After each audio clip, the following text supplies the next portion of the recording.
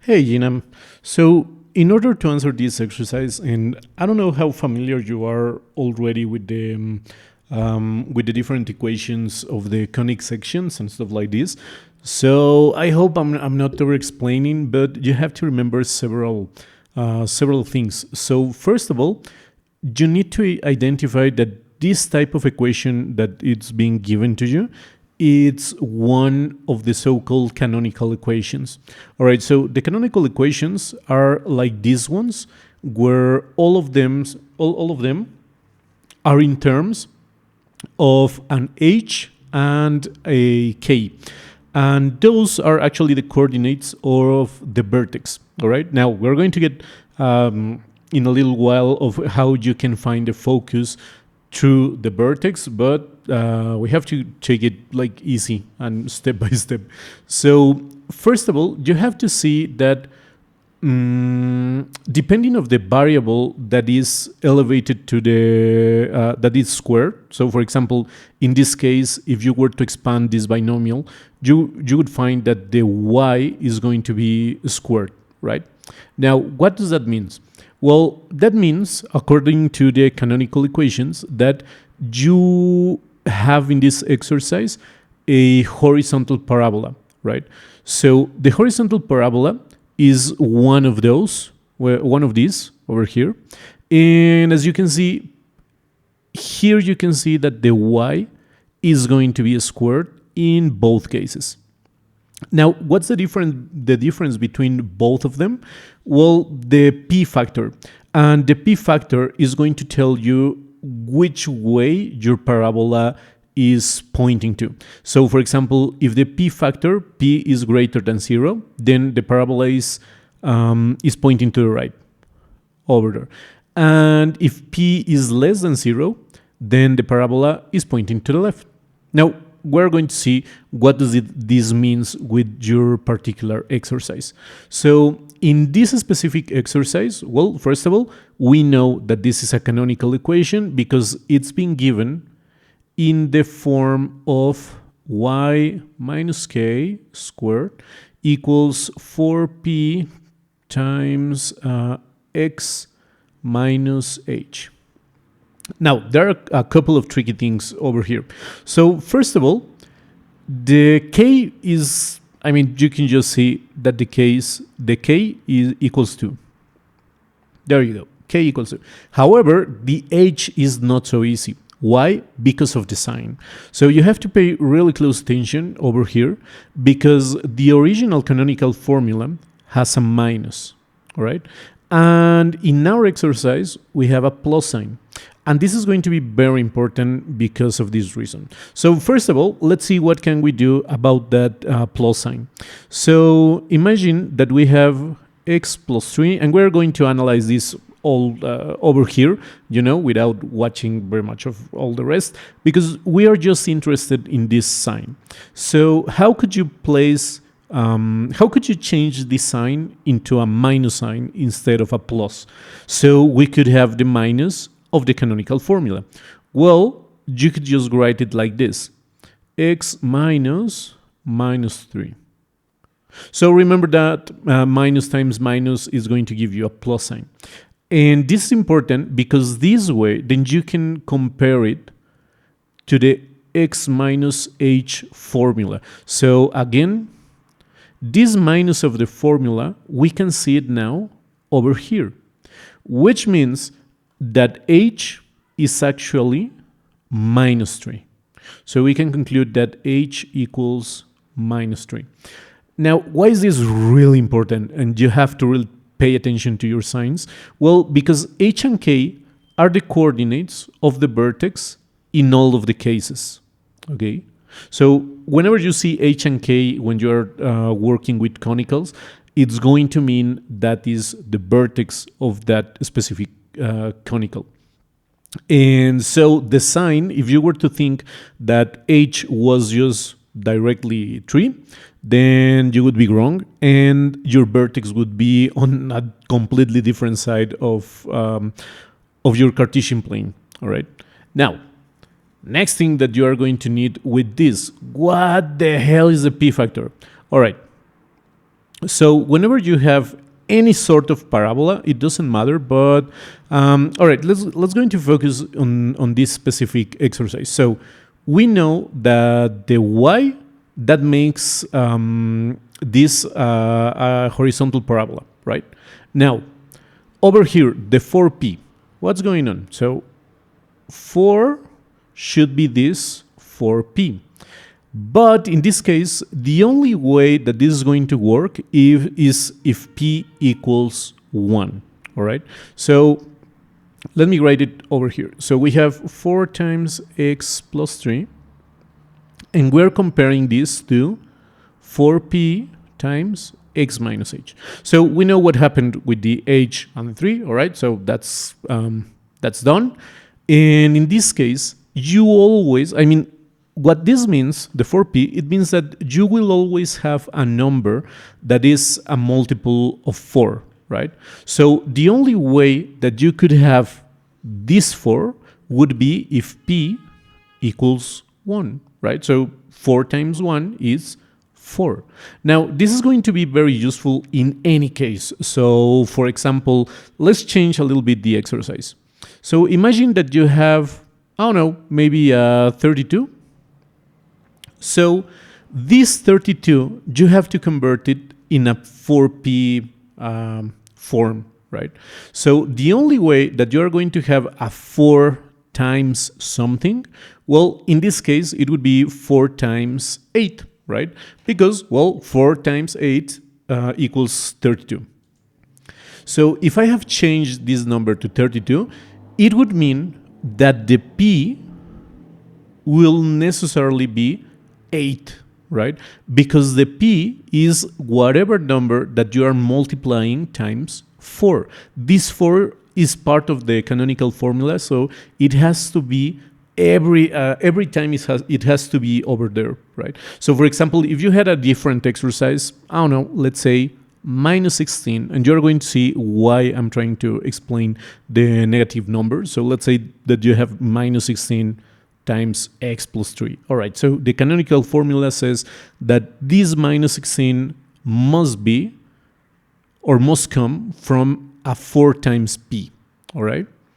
So the only possible way that this would happen would be if you had 4 times minus 4, all right? So this 4 would be this 4 from the canonical formula, and then as a consequence, p has to be minus 4. Now, why is the sign so important on the p, and why am I taking so long to explain this? Well, because the p, you have to remember that it tells you which point your parabola is pointing towards to. So if the p is greater than 0, then your parabola is pointing to the right. But if the p is negative, then your parabola is pointing to the left. So it's really important whenever you are trying to make a graph or something like that. All right. So, well, coming back to our exercise, let me just erase this. So in our case, let me erase this one. So in our case, we have only the number 4. Let me just type this again. So it's 4p. So as we can see, the only way that this is going to happen is if p equals 1, right? So p has to equal 1. That means that it's greater than 0. So we know that this graph, it doesn't matter how it looks like specifically. Although we could actually have a very good idea of how is it looking, because we can just find, remember that h and k are the x and y coordinates of the vertex respectively. So h equals minus 3, we can find it over here, 1, 2, minus 3. And then k equals 2, so that means that we have to go up 2 places. So the vertex is going to be that is not straight at all. So, well, the vertex is going to be somewhere over here. And because of the p, since the p is positive and is greater than 0, it's going to point towards the right?